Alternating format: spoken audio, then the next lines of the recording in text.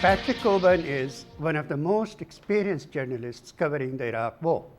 He has recently published an authoritative account of the life and politics of Muqtada al-Sadr, the most important opposition leader in the country. Cockburn argues that the Iraq War has entered a new phase of the conflict between two sections of the Shia community, one led by the al-Hakim family, which represents the more affluent Shia elite aligned with the United States, and the other section led by Muqtada, who represents the poor and the downtrodden and is deeply opposed to US domination.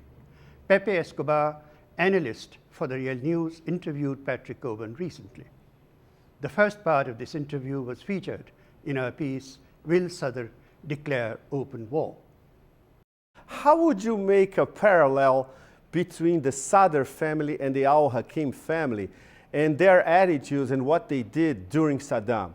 I mean, the split really was that the al-Sadr family stayed on in Iraq, and their accusation against the al-Hakim was that they went to Iran. They were puppets of the Iranians, that the al-Hakim's political party, the Islamic Supreme Council of Iraq, was set up on Iranian initiative in 1982.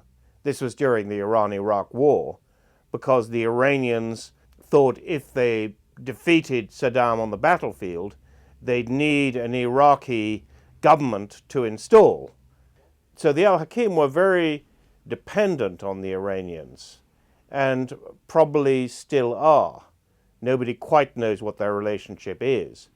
Okay, this leads us to the relationship between the Sadrists and Iran. The spin is that al-Sadr is basically a surrogate of Iranian interests. How do you deconstruct this?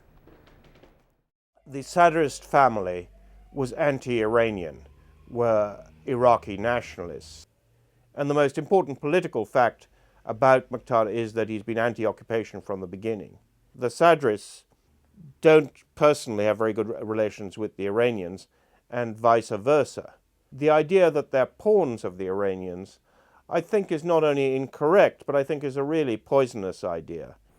How do you explain, Patrick, that American political elites and the media as well, they always underestimated Muqtada al-Sadr's importance? I think they underestimated the strength of Iraqi nationalism, the extent to which the occupation was unpopular from the beginning. I think they were also misled by other Iraqi exiles.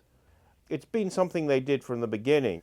Paul Bremer, the US envoy, viceroy really of Iraq, had two theories about Muqtada. One was to say he was a potential Hitler of great power, and the other thing was to believe that he could be arrested by just sending around a few Iraqi policemen. But of course, as we all know, it didn't happen that way. You know, immediately they tried to arrest him or arrest his aides, the whole of southern Iraq exploded. Pentagon generals in 2004, they actually wanted to kill Muqtada. Yes, they said at the beginning of the year, you know, he would either be a prisoner or be killed. And later on in that year, when Muqtada was trying to negotiate with the Iraqi government, the chief government negotiator, the National Security Advisor, Muwafaq al-Rubai, told me that he was quite convinced that the Americans had tried to kill Muqtada.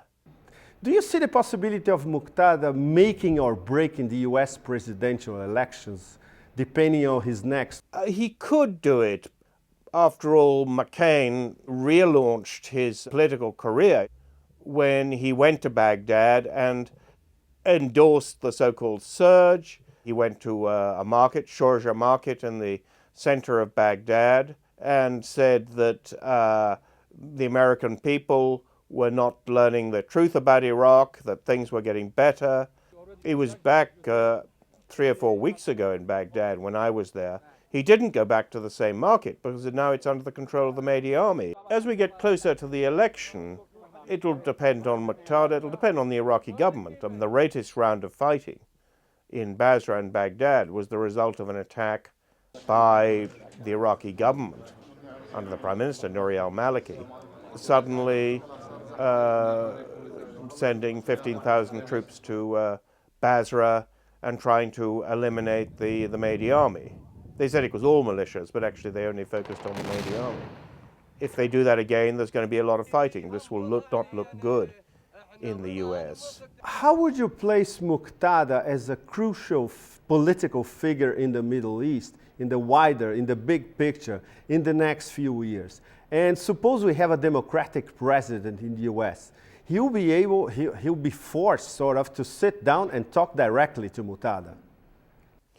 Yes, I think so. I mean, when the Americans decided to overthrow Saddam Hussein, two things were inevitable.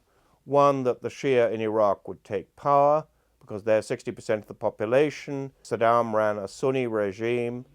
And secondly, religious parties were going to win that election. And Iran would become more influential in Iraq, because Saddam was their big enemy and they're also Shia. But there are limits to what the Iranians can do in Iraq. So ultimately, I think this war is going to end when the Americans talk to those who have real power, which is Muqtada and the Iranians. I'm sure they will at some stage, but we might have an awful lot of people killed between now and then. Patrick, based on your 5 years of experience, and everything that you lived through during Saddam's era in Iraq, do you realistically see the Americans leaving Iraq for good? I think ultimately they will.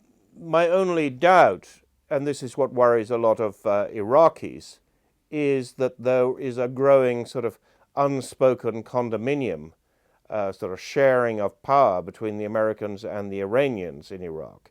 It sounds strange because they attack each other in public.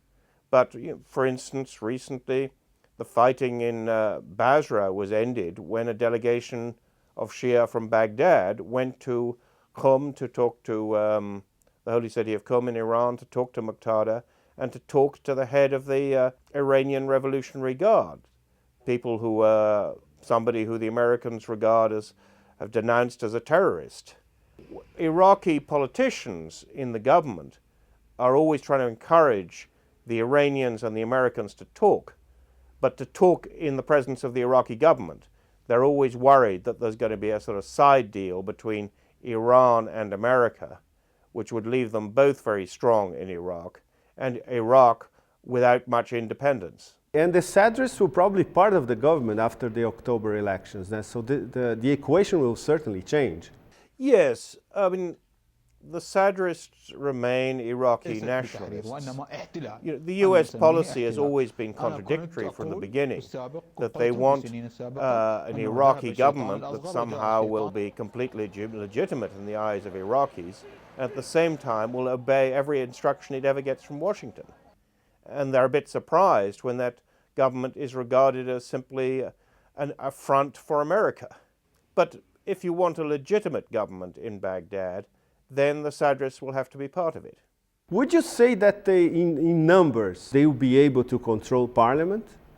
It's a little difficult because you have the Kurdish section of the parliament as well. But I mean, one former Shia minister was saying to me, the Shia are the majority of Iraqis and the majority of the Shia are Sadrists.